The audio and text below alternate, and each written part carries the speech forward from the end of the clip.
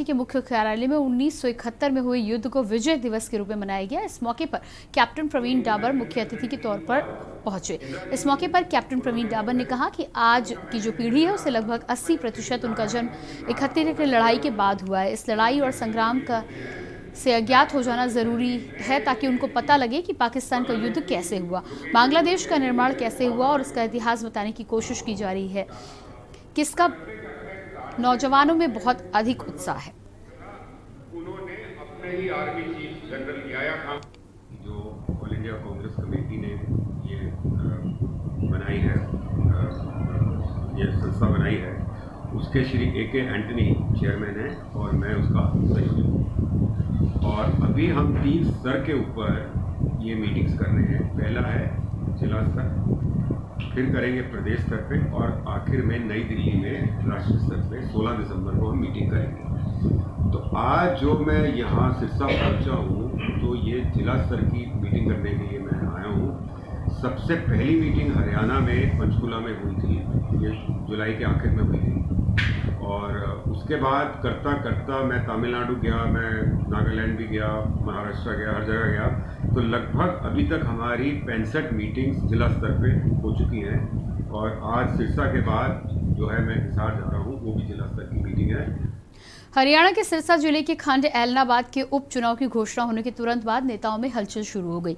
इसी के चलते अलग अलग पार्टियों के लोगों में चुनाव लड़ने की उम्मीद जागने लगी। आपको बता दें कि आने वाली 30 अक्टूबर को चुनाव होना है। 2019 में ऐलनाबाद चुनाव अभय सिंह चौटाला ने जीता था और किसान आंदोलन के चलते चौधरी अभय सिंह चौटाला ने किसानों के पक्ष में विधायक पद से इस्तीफा दे दिया था, जिसके चलते ऐलनाबाद विधानसभा सीट अब तक खाली पड़ी है। 30 अक्टूबर को चुनाव आयोग ने उपचुनाव कराने की घोषणा की है। मांगना सबका अपना अपना हक है, लेकिन ये सेंटर सरकार का। देखिए तिवारी जी, ऐलनाबाद चुनाव डिक्लेयर हो चुका आज और ऐलनाबाद के अंदर बहुत बढ़िया चुनाव होगा, क्योंकि जो आने वाला समय ऐलनाबाद प्रगति के लिए है। और अभी JJP और BJP ने फाइनल करना है कि मीटिंग के दौरान कि टिकट किसी के हिस्से में आती है। और BJP और JJP के अंदर भाई गोपाल कांडा जी हलोपा से, जो हमारे प्रेसिडेंट है हलोपा से, उन्होंने भी BJP को समर्थन कर रखा है। अगली खबर पलवल से है, जहां नेशनल हाईवे 19 स्थित औरंगाबाद गांव में एक ही परिवार के 3 बच्चों सहित 5 लोगों के शव घर के अंदर मिले हैं। पहली नजर में ये माना जा रहा है कि पारिवारिक कलह के कारण घर के मुखिया नरेश कुमार ने अपने पहली पत्नी, 2 बच्चों और एक भतीजी की हत्या की, फिर खुद भी फंदे से लटककर आत्महत्या कर ली। फिलहाल पुलिस मामले की गहनता से जाँच कर रही है। लेकिन औरंगाबाद गांव में 5 आदमी ने फांसी खा ली, तो हम मौके पर जाके पता चला कि नरेश, जो इनका घर का मालिक था, उसने फांसी खा रखी। बाकी उसने अपनी पत्नी, 2 बेटियां और 1 बेटा, उनको लगता है, प्रथम दृष्टया तो लग रहा है कि उनको शायद को जहर दिया है या उसका गला तो मुंह दबा के हत्या की गई उनकी। जय कोई भी नहीं है। इनके जो पिताजी ने बताया कि जैसे ही वो सुबह उठे हैं तो उन्होंने देखा कि जो पशुओं को चारा वगैरह नहीं डला है, तो उन्होंने अपने बेटे नरेश को आवाज़ लगाई है, नरेश नरेश नरेश कई बार। जब कोई रेस्पॉन्स नहीं मिला है तो उन्होंने घर में जाके जैसे देखा है तो लड़का, इनका जो बेटा नरेश, खुद रस्सी से लटका हुआ मिला है। और जो इनकी जो घरवाली नरेश की और जो बच्चे थे वो डेड पोजीशन मिले हैं। सुबह सुबह यहाँ हमसे भी पहले पड़ोसियों को जानकारी मिली।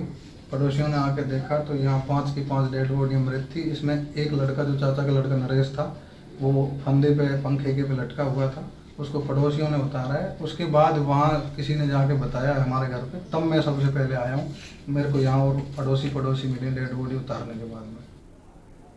पंजाब में 53 लाख परिवारों के 1200 करोड़ रुपए की बिजली बिल माफ करने को फैसले को लेकर किसान नेता जोगिंदर सिंह उग्राहा ने पॉलिटिकल स्टंट करार दिया है। फतेहाबाद के गांव गोरखपुर में आयोजित किसान मजदूर सम्मेलन कार्यक्रम में पहुंचे किसान नेता योगेंद्र सिंह ने कहा कि पंजाब में सरकार का ये फैसला लोगों को पीछे लगने वाले एक पॉलिटिकल स्टंट है। ये मौसम में कुछ देने और लेने का नहीं है, इसलिए सीएम चन्नी का ये फैसला बरसात के मौसम में मेढक के बाहर आने जैसा है। धान की पराली को आग लगाने पर हर साल होने वाली कार्रवाई से लेकर संयुक्त किसान मोर्चा के इस बार के रुख के बारे में किए गए सवाल पर किसान नेता ने कहा कि हम किसान इस बार सरकारों को 1 महीने का वक्त देंगे।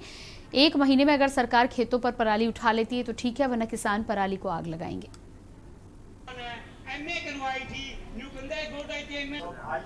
देखिए साथी, आज हम आए हैं पृथ्वी सिंह, कामरेड पृथ्वी सिंह की बरसी है, उनके ऊपर आए हैं, उनको श्रद्धांजलि भेंट करने के लिए हैं। जो किसान सभा का जो प्रोग्राम है उसके अंदर हम आए हैं। उनकी जो सोच थी, उसी के सोच के आधार पर जो आंदोलन चल रहा है कारपोरेट के खिलाफ, उनकी सोच थी, उनकी पार्टी की सोच थी। वो अपनी सारी ज़िंदगी इस आंदोलन के लिए कारपोरेट के खिलाफ लड़ते हुए लगाते हुए, यही भगत सिंह की सोच थी, जिसकी उनको श्रद्धांजलि देना है हम। और इसी के साथ भारत की बात में इतना ही। बाकी खबरों के लिए लगातार देखते रहिए के न्यूज़ इंडिया। नमस्कार।